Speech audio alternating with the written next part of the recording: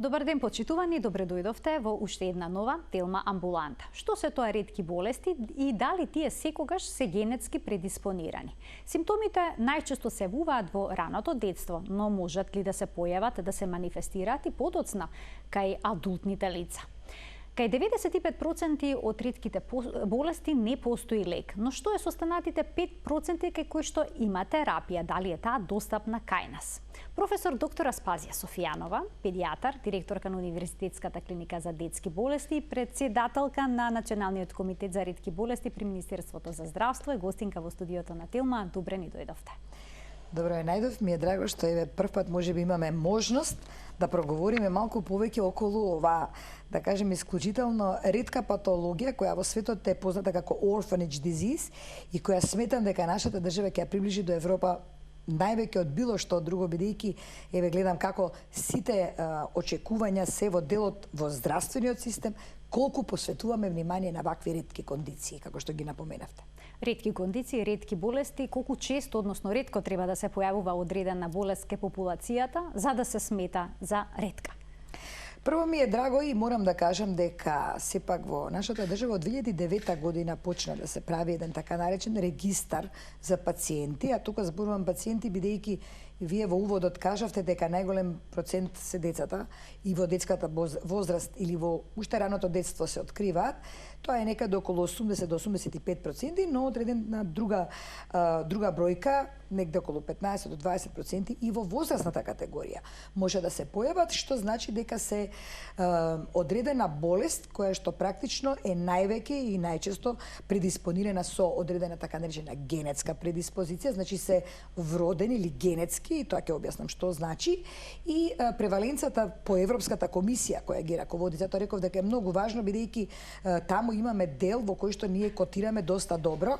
Рековме уште од 2009 година имаме направено регистар, а сега ќе кажем и околу лекувањето. 1 на 100.000 се рачуна дека представува почестота или по таква инцидентност на појавување, или тогаш ако средно кажеме околу 1.800.000 по последниот попис или 2 милиона, некаде околу 20 по една одредена болест би биле ставени во таа така наречена регистар за ретки болести, би можеле и треба да се третираат.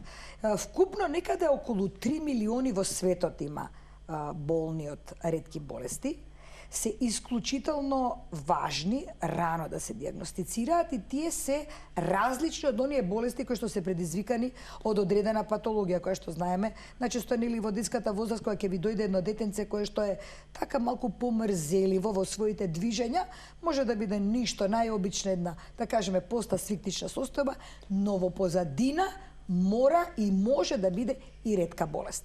И затоа идејата околу дигањето на свесноста за овие ретки болести, размислувањето колку е важно да ги рано препознаеме и да почнеме рано да ги третираме, е она кое што ќе не доближи, пак ќе кажам повторно, до она што и светот го прави, бидејќи и во комисиите кои што постојат на европско ниво, доста голем процент, да речам, сепак на средства се одвојуваат за да може да помогнат на тие лица, се прават одредени студии на база на која што се прават и тие лекови кои што потоа помагаат и се исклучително, не станува збор дали се скапи или ефтини, меѓутоа се од поновите генерации кои упатуваат на тоа дека генетските заболувања со генетските начини на лекување или со тие типови на лекови кои го покриваат оној така наречен дефект во генот кој што и ги прави да бидат ретки, а сепак многу енигматични, се е и практично ќе речам и предизвик на новата генерација во 20 век за лекување.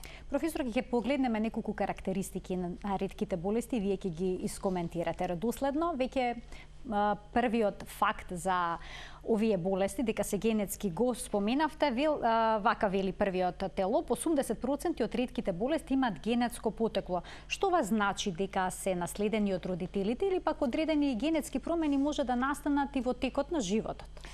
можат и така. Генерално 80% се наследуваат, значи настануваат како последица од пореметување на генот, кој е дел од хромозомот, кој е дел од клетката, кој е дел од ткивото, кој е дел од целиот организам. Затоа што знаеме дека ние сме составени од ткива и органи, сите внатре го имаат тој така наречен генетски материјал. И затоа е практично многу важно да ако постои пореметување во тој ген кој што се наоѓа во сите клетки и кој што се наоѓа во сите ткива на човечкото тело, болеста кога ќе се испрезентира, можеби на почеток детето во еден дел, ако нема хромозомски проблем, а хромозомите се исто така дел од гените, така да ако нема хромозомско одвојување, пребројување или пренаменување и тие така наречени познати Даунов синдром или такви така наречени хромозомопатии, другите можат да изгледа физички навидум сосема во ред кога ќе се роди тоа новородено, но со текот на време, ако дел од генот внатре во организмот почне тоа што му недостасува или што е дефектно да почне да се манифестира, ќе го видиме дека почнува нешто да станува како пореметување во неговиот развој, во неговиот раст и тоа ќе не натера да побараме помош од педијатар, така да значи може да биде на ниво на хромозом што ќе се биде веднаш после раѓање. Вие знаете дека во делот пренаталната диагностика исто така постои еден сегмент кој најчестите хромозомски абнормалности може да ги детектира и тоа е добро затоа што тогаш веќе друго кога се знае пред да се роди детето, е друго кога ќе се роди детето и затоа целта сега, особено во ново формираната Национална комисија за откривање и лекување и третман на ретките болести ќе биде насочување кон неонаталниот скрининг. Значи оние што не можеме да ги детектираме додека се веќе интраутерино афектирани во делот од гените кои што обично постпартум ги гледаме или после извесен временски период кога ќе манифестираат слабост некаква, одбивање на јадење, значи многу обични, многу чести, а на крај ќе испадне дека за тоа се крие некоја ретка болест на која ќе точно откриеме која е диагнозата преку тие гени, односно преку отварањето на тој геном, а тоа го правиме сепак во специфичните лаборатории кои го работат тоа. Пред се тука бе истакнала Македонската академија на науките и уметностите, и таму имаме членови во оваа комисија со кои соработката заеднички меѓу нас клиничарите и нормално генетичарите, заедно со колегите кои работат од лабораторија, ќе можеме рано да го откриеме тој сегмент кој што е одговорен за болеста. Кој што е одговорен за болеста, ама е велиме можеби толку малку, а толку многу и веќе таа така наречена заместителна терапија која го покрива тоа кое што недостасува, практично и ќе може да биде и третман за таа личност и буквално да живеат најнормално понатаму. Доколку откриете кај детето, кај бебето или кај малото дете некаква ретка болест, ги советувате ли нивните родители да направат генетско испитување? Дали се тие можеби носители на некаква мутација, на некаква промена во генот? Во одреден ген? Знаеме дека, нели, рековме, хромозомите се наследуваат и од мајката и од таткото, плюс половите хромозоми кои што X е од страна на мајката, Y од страна на татко, така да XX е женско, XY е машкиот плод. И некогаш може да бидат и X врзани, значи може да бидат врзани токму за тие полови хромозоми, таа генетско заболување може да бидат врзани од страната на таткото, а таткото прито и мајката да се здрави. И тука веќе настанува тој момент каде ќе мораме да соопштиме и да побараме генетско советување доколку потврдиме дека е таков тип на одредена ретка болест појавена кај децата и кај детето, или работиме на случај да направиме како што постат во поразвиениот свет, да кажам се. Јас сакам и ние да го достигнеме тоа ниво, институт за ретки болести, каде што на исто место имате диагностиката, ги имате луѓето кои што ги третираат генетските заболувања или како консултанти доаѓаат на тоа место и се знае дека следи еден редослед мониторирање точно на болеста пред почнување на терапија, за време на примањето на терапија, значи на едно место да бидат, каде што 80% ќе бидат нели опфатени децата, што се случува сега на детска клиника. Имаме ние специјален дел каде што ги даваме лековите по однос на патологија и се разбира и одредената возрастна категорија, ти рековме 20% може под одредени стрес ситуации или под одредени други околности. Како инфекции може да бидат? Можете инфекциите, особено вирусите, знаат да бидат тригер,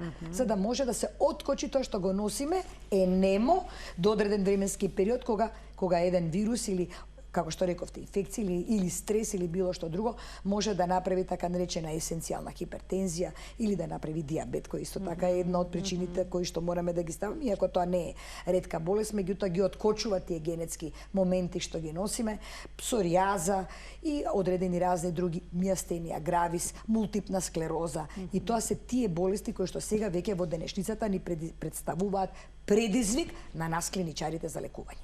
А колку ретки болести се опишани во медицинската литература?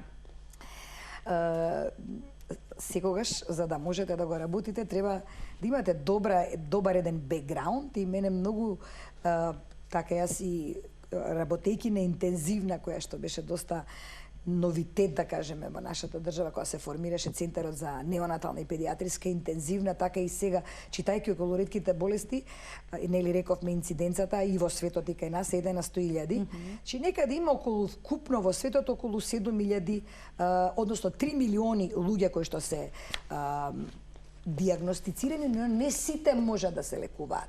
И не за сите има лек.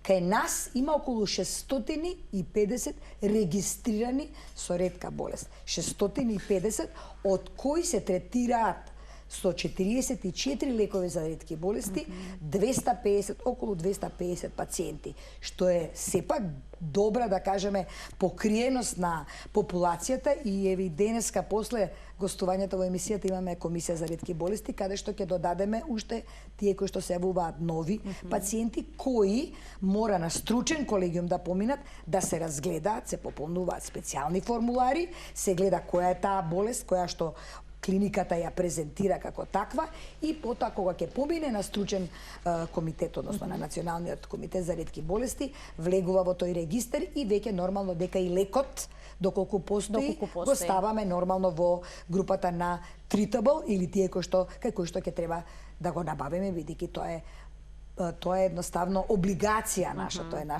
наша должност да го направиме и обврска према пациентите. Вела ти милијадници ретки болести, кои од нив се најприсутни кај децата или воопшто кај нашата популација, бидејќи споминавте некои може да се јават и подоцна во животот, во адултната возраст? Така е, често пати знаеме дека Дауновиот синдром, кој има една дел немаат интелектуална пропреченост и тие во зависност од самото пореметување во хромозомите може да имаат полесна и потешка презентација. Дел ако имаат само пореметување во хромозомите може да бидат и без интелектуална попреченост и тие навистина се многу една симпатична категорија на деца која треба да ја прифатиме бидејќи кај нив и одредениот интелектуален коефициент не е ни така мал и се навистина драги, симпатични, се бенигни, значи не се агресивни, не предизвикуваат проблем во средината.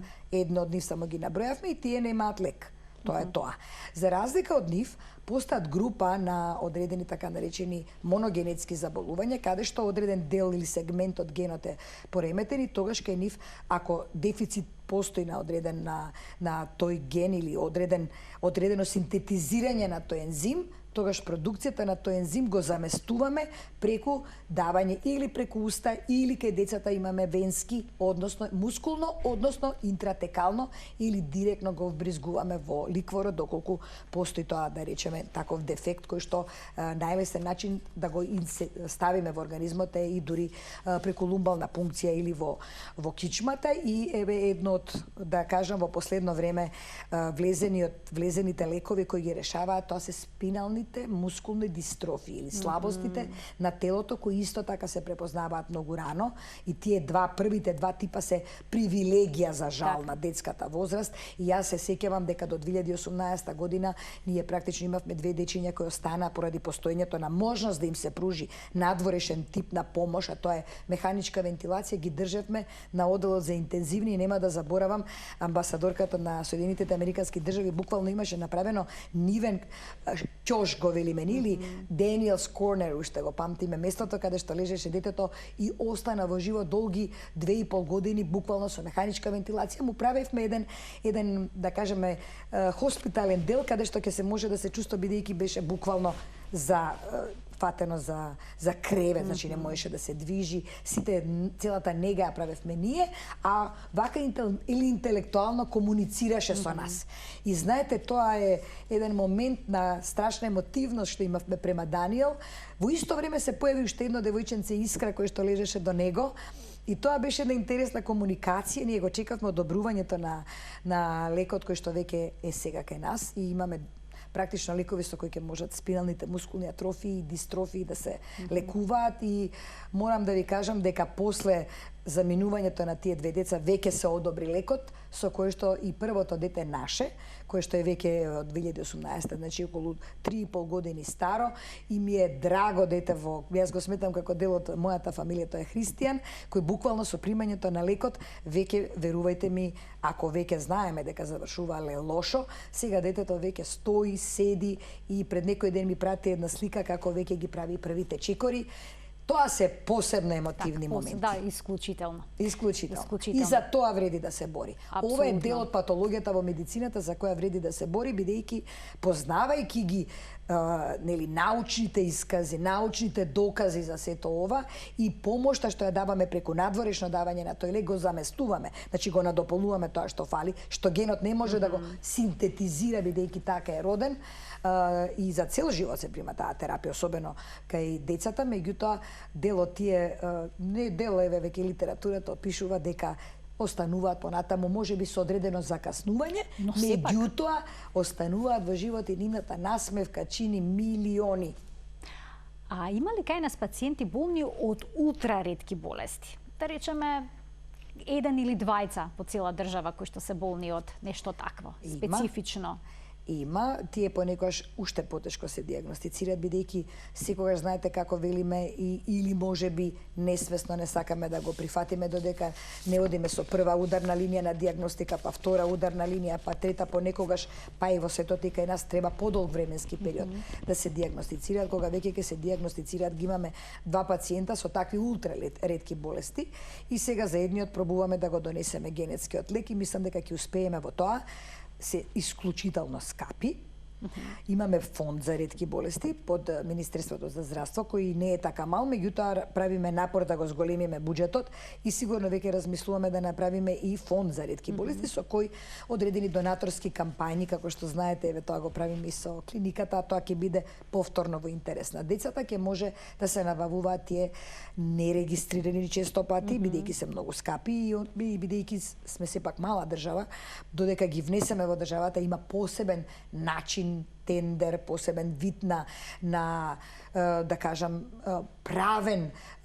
правна процедура која мораме да ја запазиме за да го донесеме, меѓутоа за да не зависиме од околината и да не зависиме од никој, веќе и на тоа сме спремни. Јас се надевам дека во следното гостување ќе имате можност да слушнете и за такво нешто. Ќе проговориме подетално уште малку за лековите, одиме со следниот факт поврзан со ретките болести.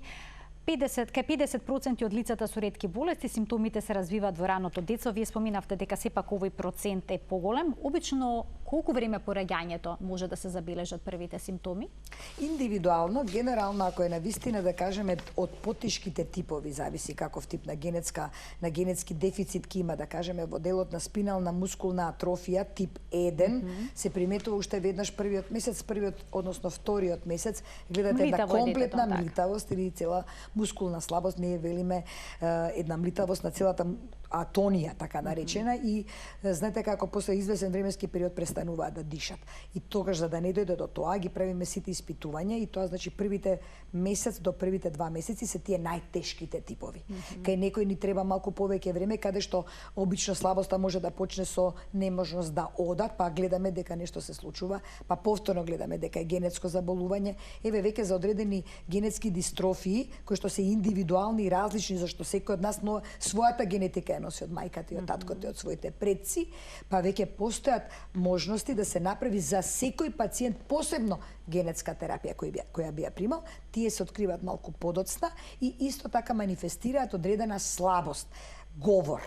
дали не може добро да обично да зборува или да се движи, да оди, му паѓа од раката нешто, слабост на очните капаци, исто така и тие знаат да паднат и веќе тоа ќе го натера родителот нормално да побара помош и да види дали и што стои во позадината и обично кога ќе ги правиме тие да кажам испитувања, убаво е да се земат и од родителите, да се види подлогата дали сепак доаѓа и од таа страна, што ќе ни олесни во брзината на спроведувањето на дијагнозата. Има ли доволно стручни лица кај нас кои што работат со ретки болести за да се постави дијагнозата, бидејќи не секогаш симптомите се очигледни, болеста може да биде многу ретка, па во литературата стои дека голем дел остануваат и недијагностицирани, непрепознаени. Така е, ние мораме да се трудиме кон тоа да веќе кога ја дигаме свесноста кај населението и свесноста, нели, говориме стално за новороденчиња, говориме за чести болести, така натака, меѓутоа мораме да ја дигнеме и свесноста за ретките болести. Тоа значи дека исклучително мислам дека не сме за подценување. Веќе се отвараат генетски лаборатории кои што навистина носат во себе може дури целиот геном, како што го сме слушале во Соединетите Американски држави, ако се сеќавате, познатата глумица која точно знаеше во својот геном дека има предиспозиција за рак на дојка. И тоа она го спречи затоа што процентот калкулираниот ризик да го добие е 85%. И онда кога вие знаете дека имате толкав ризик го спречувате, тоа е нивно културолошко размислување, друг принципи, приод и така натака. Ние можеби не сме тоа ниво, ама постепено да ја дигнеме свесноста кај нас. Дека доколку порано се откријат и доколку сепак навремено најдеме начин да кажам да ја дијагностицираме и лекот го најдеме, односно го увеземе. Јас знам како одеше и со делот од цистична фиброза, која е исто така едно од болестите која во минатото го кратеше многу животниот век, а сега веќе имаме и нови модулаторни терапии кои го продолжуваат и квалитетот на животот на многу високо ниво и на многу подолга возраст, така да сите овие работи заедно се нешто што сметам дека треба и да го прифатиме што е можно побрзо, а го прифаќаме и се трудиме. Сега пак ќе кажам, понекогаш проблемот секогаш се, да кажам, средствата, но средствата ќе ги оставиме на страна, човечкиот живот нема цена, а од друга страна лабораториите што ги споменавте, прво ќе истакнам Македонската академија на науките и уметностите, каде што од секогаш се занимавале токму со таква научна, да кажеме, дејност, каде што и ова е, бидејќи ова се научни докази на база на која што после ние и научно ги правиме тие лекови или ги прават, па ние ги увезуваме и ги даваме. И тоа е многу специфично, тоа воопште не е секојдневие и воопште не е така едноставно. Чи сепак цела наука седи во позадината, дијагностиката е исто така комплексна. Таму би ја привилегирано ставила Македонската академија, уште еднаш ја спомнав, или МАНУ, а се разбира дека еве и ние на детска клиника имаме цитогенетска лабораторија, имаме на гинеколошка акушерската клиника. Исто така посебна молекуларна и цитогенетска лабораторија, кај нас имаме и молекуларна биологија, каде што веќе пробуваме и ние на молекуларно ниво, а воведувањето на раниот скрининг кој ќе биде мајка и маќа за раното диференцирање, затоа што знаете дури пред да се појават симптомите е најдобро да се дијагностицира. Што порано за цистична фиброза. Воведовме за фенилкетонурија, еве веќе размислуваме и за спинална мускулна атрофија. Родителите што имаат деца со ретки болести велат дека релативно брзо ги добиле дијагнозите на детската клиника. Јас сум многу среќна заради тоа и знаете дека еден од размислувањата беше сега во овој, да кажеме, мандат да се регулира и убаво да се опреми одделот за онкологија, тоа е седницата болни од рак, кој на свој начин исто така представуваат дел, можеби не од ретките болести како такви, ама малигните болести кај децата се сами по себе веќе потреба да се посвети внимание. Сега посветуваме посебно внимание на лабораториите за рана дијагностика на генетските, односно на ретките болести. Ќе пуштиме еден блок реклами, а веднаш потоа продолжуваме со разјаснување на уште неколку карактеристики кои што се поврзани со ретките болести. Останете на Телма.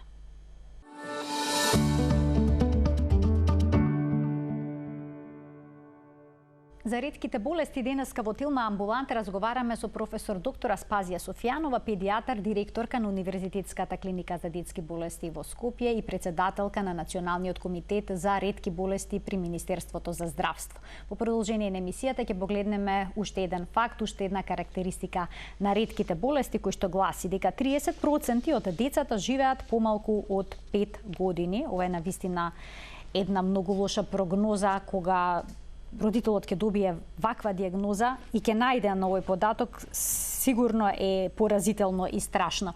Од што зависи како ќе се развива болеста кај едно дете? Дали иста ретка болест може да се развива на различен начин кај различни деца? Често пати имаме една терминологија која особено важи за ретките болести, тоа е персонализирана медицина, значи секој дете е своја приказна.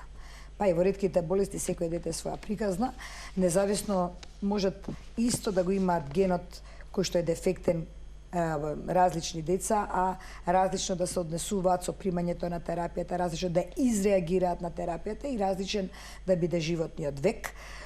Може би до 5 години тоа евентуално би било, може би во некој период претходно. Сега се трудиме на вистина да бидеме чекор со најновите, да кажам, лекови кои што доаѓаат на европско и на светскиот пазар, па да ги имаме и кај нас. Така да може би би го зголемила процентот, иако рековте поразителен е, меѓутоа кога гледаат они дека за нивното дете се прави се, кога гледаат дека на вистина се трудиме да во оно тоа и психолошки влијаеме и на самата фамилија, разговори, земање на одредени дополнителни диагностички анализи, зашто знаете, и кога го давате лекот пред и потоа морате да имате референтно за да имате оправдано за давањето на тој лек. И тоа исто така го правиме, значи пред да ја дадеме, пред да почнеме да го даваме лекот, ја гледаме кондицијата на детето и сите не влегуваат во иста кондиција кога почнуваат да примаат лек и сите не реагираат исто кога ќе го примат лекот. Така да сепак зависи индивидуално. Во суштина, пак ќе споменам од искуствата, а веќе ни стануваат се повеќе и повеќе, а тоа е да кажеме за спинална мускулна атрофија, детенцето кое што е веќе во една добра релативно фаза влезено, а која што во некаков си претходен период ќе имавте податок од 6 месеци, а не 5 години, така да ако веќе тоа има 3,5 години е, да кажеме, сосема окей во делот околу неговиот развој и не сме се нашли во ситуација на некоја критична состојба, тоа значи дека животниот век дефинитивно им се продолжува, како и квалитетот на животот. Сега, некогаш треба адјувантна терапија, значи помошна терапија за респираторната мускулатура, за начинот на исхрана, многу треба да се внимава. Особено кај овие деца. Начинот на исхрана и она што ќе го акцентирам е мултидисциплинарниот искрен емотивен пристап кон нив. Значи, сам лекар тука при поставувањето на диагнозата не може да е сам. Значи, обврзно генетичар, обврзно заедно со Институтот за имунологија, кај професор Петличковски имаме одлична релација и со него. Нашите 3 лаборатории, тоа едната рековме молекуларна, цитогенетската и биохемиската лабораторија, при што ги следиме динамиката на параметрите, какви се и што се, Македонската академија на науките, контролата на резултатите, обично на 2 места секогаш се прави таа контрола на генетските резултати. Морам да ви кажам дека се отвараат и други генетски лаборатории, сигурно ако се сертифицирани, а овие кои ви ги кажам се сертифицирани, акредитирани и сертифицирани. Не е само, знаете, да земете крв и да кажете нешто на фамилијата, при што за тоа да не стои сертифициран документ дека сепак имаме пореметување на тоа и тоа ниво. Со што, кога веќе ќе го потврдиме, секое дете го ставаме, рековме, на стручен колегиум, го дебатираме, го дискутираме, секој од свој агол приојде, затоа што не е само едниот орган, ако е кај спинална мускулна атрофија проблемот во малаксаност на целото тело, значи сите органи добиваат, имаат одреден проблем. Тука ви треба и пулмолог за дишење, ви треба кардиолог за работата на срцето, затоа што, рековме, генетиката е врзана, генот како таков е врзан со сите клетки, ткива, со сите органи, со целото тело. Значи, буквално целото тело има свој индивидуален одговор на пореметениот ген, кој е толку мал, а толку многу значи за доброто и водење на тие деца со такви проблеми и доброто, да кажам, диагностицирање, па и прогнозата со раното и навремено давање на лек. Доаѓаме до лековите. Вака, следниот факт вели: за повеќе од 95% од ретките болести не постои регистрирана терапија. Ова е навистина огромен процент. Но сега и кај што е со оние 5% за кои што има лек, кој што е прескап, а не можат да го добијат кај нас. Значи не од фондот не може да го добијат. Што прават тие луѓе за да преживеат? Да. Ги продават становите, што прават? Не, сепак мислам дека државата мисли за нив. имено во склопот на Министерството за здравство постои таа програма за ретки болести, каде што од акцизите на тутунот, на алкохолот и исто така на пивото се зема 1%, и од тие акцизи се става во буџетот, во општиот буџет, од кој што општ буџет на државата, еден сегмент оди по програмата за ретки болести, на кој сметам дека сега како комисија ќе излобираме да тој буџет го зголемиме, бидејќи и сега се одвојуваат, сега го јавно го кажам, бидејќи јавен е тендерот, некаде околу 600 милиони денари е тендерот само за првите 6 месеци што сакаме да го направиме за ретките болести. Прескапи се така лековите. Прескапи се. 44 лекови веќе имаме. Регистрирано, бидејќи кога веќе официјално го објавуваме, значи можеме да ги увеземе тие лекови. Болеста, ретката болест, мора да е регистрирана во фондот за здравствено осигурување за да се значи, ретката болест лек. се регистрира на ниво прво на клиниките кои ги лекуваат, највеќе тоа е клиниката за детски болести, преку стручен колегиум и лекарот кој е лекар ординатор од клиниката, потоа се презентира на комисијата која е составена од членови од сите клиники, вклучувајќи ги рековме и диагностиките од МАНУ, колеги кои што се од таму доаѓаат, го прифаќаме тој пациент за дел од кој ќе се лекува преку програмата и од буџетот на програмата се објавува тој тендер, односно се лекуваат. А што ако болеста не е регистрирана? Ако значи болеста се работи за ретка болест, се пројавува прв пат, постои лек, но не е регистрирана во министерството. Тоа го правиме веднаш на ниво на комисија, затоа постои комисијата. Значи, ако веќе некој, било која клиника го тоа открие, регистрира. Дури ние имавме од првото пациентче беше пратено од матичен лекар кој што процени дека нешто не му се допаѓа. Што е сега втора етапа каде ќе ја прошириме работата, ние како клиничари ќе ја дадеме диагнозата, меѓутоа и следењето е многу важно да биде од страна на матичните лекари. Ќе имаме дополнителна обука за раното препознавање на одредени отстапувања од нормалниот развој, при што еве како што рековте доколку не е регистрирана, ако се нотира, пак ќе дојде тоа од не се сите концентрирани во Скопје, ги имаме од сите краеви на државата, тогаш доаѓаат преку матичните кај нас по одредена патологија. Може, например, ако има висок шекер, ќе дојде на ендокринологија. Ако, да кажем, има слабост во мускулатурата, на неврологија. Или на кардиологија, ако има болести со коските. Ако има некои, да кажеме, реуматски промени кои одат во правец на јувенилен артрит, кој за жал кај децата исто така го гледаме и влегува во категоријата на ретки болести, бидејќи треба биолошка терапија за нив, и тоа е исто една од скапите терапии кои ги имаме во државата, меѓутоа, за да можеме да дозволиме тоа дете и таа, не да дозволиме, да ја спроведеме, јас би рекла, бидејќи дозволата им е дадена сигурно, тие мора да се лекуваат. И само гледаме како навремено и колку брзо е прогресирана веќе болеста кога се диагностицира и веднаш оди кон системот на преку лекарот ординатор до стручниот колегиум, независно од која клиника имаме хематологија и неврологија за возрастни кои пријавуваат, исто така имаме клиника за пулмологија, клиника за кардиологија, клиника за нефрологија, значи сите имаме представник со кој што практично се координираме кога го представуваме новиот нерегистриран претходно пациент, а ако има лек веднаш наоѓаме начин да го донесеме во државата, ако нема лек, тогаш наоѓаме други можности како да му помогнеме на тој пациент. Да речеме, за цистична фиброза има одредени лекови кои што помагаат. Ги има сите тие лекови кај нас? Споменавте многу специфична болест која порано беше ретка и се лекуваше на клиника за детски болести, и тука морам да кажам и професор Ефремов, професор Фуштич, професор Јачевска се луѓето кои што навистина животниот век го оставија во проучување на сите тие генетски мутации што настануваат кај тие деца со цистична фиброза. Сега вкупниот нивен број е 150, што ги става во категоријата на не баш ретки болести, да бидеме реални. Тој малте некако да кажам, можеби нашава држава некако со цистична фиброза има најголем на број на вкупно население, има најголем број на пациенти некако со цистична фиброза, и сега имаме два типа. Едната е модулаторната терапија која на вистина многу помага и која е тренд во светот, тоа се калидекото, кое за 3 пациенти го обезбеди државата преку програмата за ретки болести.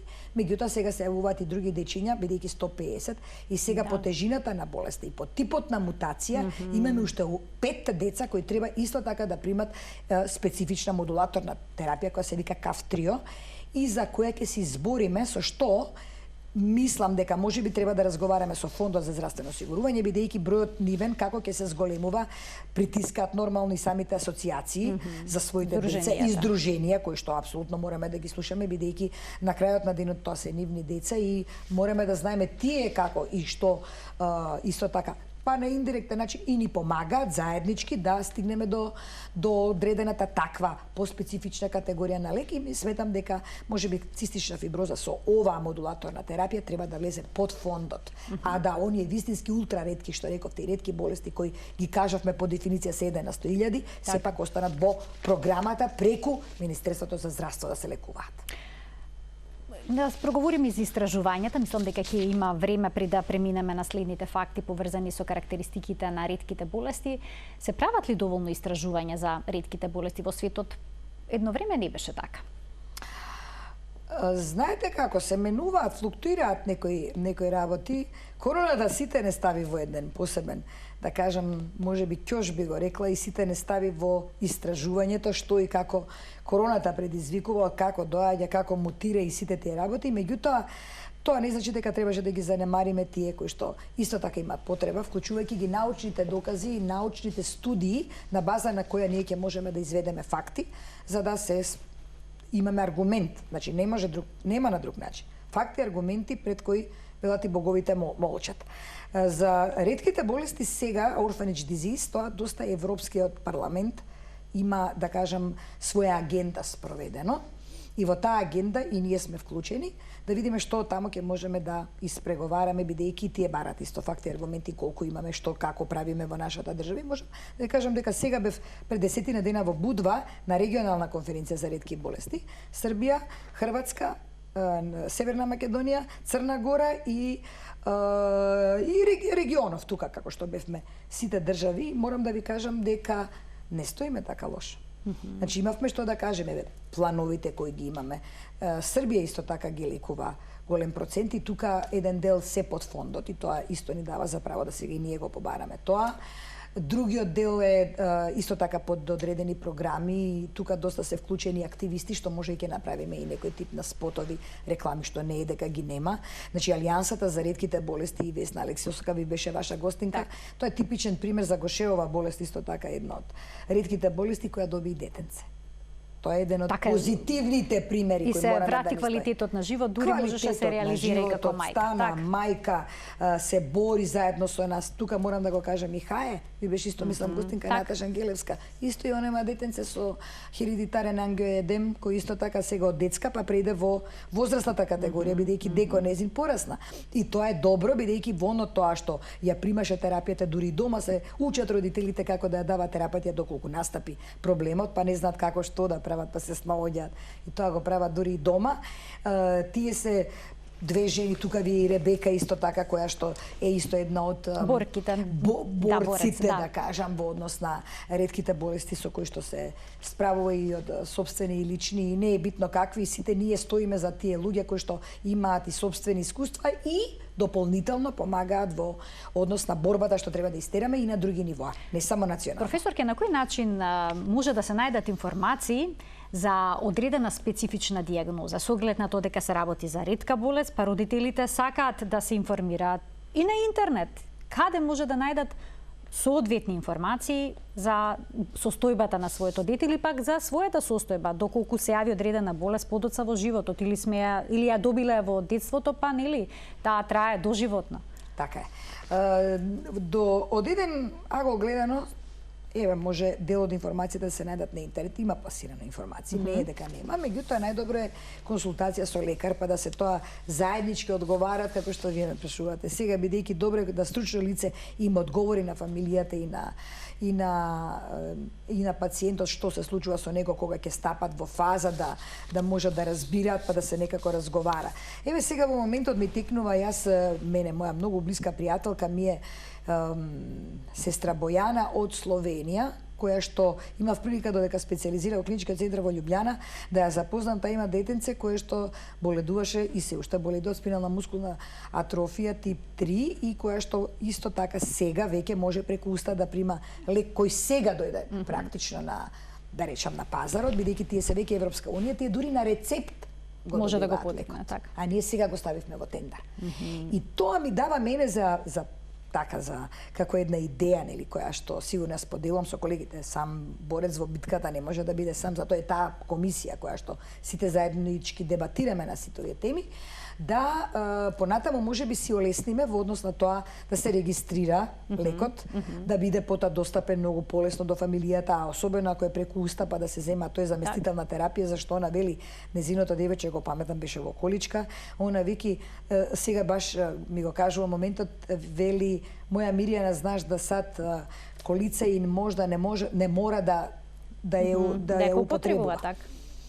И кога ми го кажа тоа, познавајќи ја во каква фаза го знам девојчето и каква борба мајката имаше во текот, она е веќе 32 годишна сега, верувам дека такви борки се и нашите председателки на овие здруженија кои ги напоменавме претходно и благодарение на нив ќе веројатно заеднички успеваме да дел она помошна терапија која што им треба, затоа што е конкретно сега го најдоа и лекот, ама претходно има помагала. Така. Да речеме за дишење помагала дома за движење, специјални нели места каде што се движат тие пациенти, и тоа е нешто што мораме да го размислуваме, ама за да се ослободат од тие помагала, еве лекот сега ја завршува таа работа и тоа ми е мотив понатаму како одат дел од лековите што не мора да се примаат интравенски или интрамускулно, да се примаат едноставно само преку уста на рецепт. Што многу би олеснило секако. Многу би олеснило. Мораме да ги најдеме сите тие трендови, да речем. Добро, се уште да кажеме од Хрватска до доле до кај нас сме на тоа ниво. И сега зборуваме за една Словенија која одавна веќе отидена со некои работи, меѓутоа Но мора да се мериме со нив кога станува збор за здравјето. Како пример, тоа да ни биде нашите очекувања да не одат во правецна, овие не направија ништо, не мораме ние, така, да. Него да го гледаме како позитивен пример тоа што е, како поттик да се оди напред колку што може максимално, бидејќи за здравјето, како што рековте, здравјето нема цена. Нема. Иако има, реално, кога зборуваме колкави се цените на лековите, очигледно има. Сите почнувале така. Секоја болест, без разлика што сега дури е можда честа, во некој период претходно била да речеме и ретка. И начинот на кој што тогаш коштале да речеме одредена група на лек за да се спаси некој пациент, сепса на пример, коштало многу повеќе, сега кошта многу помалку. Верувам дека со тек на време тоа ќе дојде на ниво и ќе се менува и ќе се симнуваат цените. И тоа е идејата, фармацевтските компании кои ги носат ќе може да преговараме, па со дел донација да дадат дел и да ги намалат цените на пазарот, се менуваат нештата. Некогаш велат дека ние нели со фармацевтските компании имаме разговор, мораме да имаме разговор, тие ни го носат, ние носат помош, односно лекот, ама и тие да имаат разбирање за особено за ретките болести, со цените да државата за да издигнеме нагоре, да можат со цените да одат поприфатливо да биде за поднебјево. Уште еден факт ќе погледнеме, вели најчеста последица на ретките болести е траен инвалидитет. Ова е тешко како за пациентот, така и за членовите на семејството. Како реагираат блиските членови на семејството кога ќе добијат една ваква диагноза? Како се соочуваат со инвалидитетот на блискиот член на семејството и сето она што е потребно да се прави за него? Не знаејќи дека ќе ми го постави тоа прашање, го дадов случајот со мојата пријателка од Словенија, која што имаше таков однос кон своето дете и целото семејство, кој на почетокот баш и не ја прифатило целата состојба. Таа е класична словенка, незиниот сопруг е србин и тука имало доста така, нели знаете, не се знае кој крив си ти, не сум крив јас, тој е крив и така натака, и тука веќе обвинувањата се настануваат одредени недоразбирања, тука треба пред се да се прифати болеста и да се даде добро генетско советување за следни деца, а од друга страна ова детенце да си се прифати и да се даде максимумот што може да се даде за и да треба да дојде до еве како што напоменав, таа точно доаѓаат и со инвалидска количка, да таа биде направена. Еве сега ми текнува Јане, секаде го прошета светот со неговата колички и стане исто така еден од примерите како треба да се биде јак карактер. Значи, зависи семејството како влијае многу. Зависи родителите каков позитивен внес даваат инпут, велам јас, во градењето на карактерот, бидејќи гледаат дека се различни од другите, а се сепак многу важни. Деница како пример, еве сега неколку нафрлувам, никој да ми замери, меѓутоа ги давам во позитивна смисла сите, затоа што учев и јас од нив гледајќи ги. Значи без разлика колку и како и ние, гледајќи ги нивните, мораме да имаме емпатија кон нив. Така. Деница го носеше секаде своето дете и го ставаше практично да биде равно како другите. И преку Јане го гледавме мотивот да и количката и покрај тоа што ја има детето, може да се движи, да го гледа светот, да живее еден поубав живот, а при тоа да едноставно се доближи фактот дека сепак со лекот може би Јане и ќе стане еден ден, ама и до тој момент јачината на фамилијата е многу важна. Поддршката во фамилијата е многу важна. Често пати таа се губи, затоа треба сите мултидисциплинарно да помогнеме, и психолошки, и психијатриски, и педагошки, и лекарски, и на крај со една убава насмевка да дадеме позитивна енергија, бидејќи само така се мобилизира и организмот на болниот. Болниот знае веќе дека има одреден проблем и доколку и ние делуваме, да кажам, депримирачки или безцелно и така натака, сигурно дека сето тоа ќе влие заедно. Значи,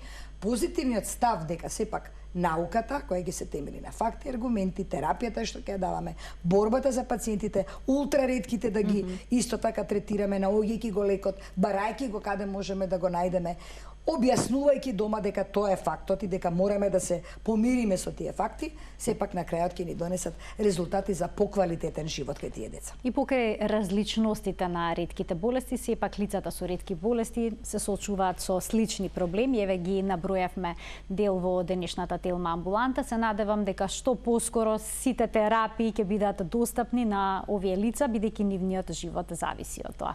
Ви благодарам за гостувањето. Во секое време. Почитувани професор доктор Аспасија Софијанова, педијатар, директорка на Универзитетската клиника за детски болести и председателка на Националниот комитет за ретки болести при Министерството за здравство, беше гостинка во Телма амбуланта, разговаравме за ретките болести. Ви благодарам што не следевте и денеска, имајте пријатен ден.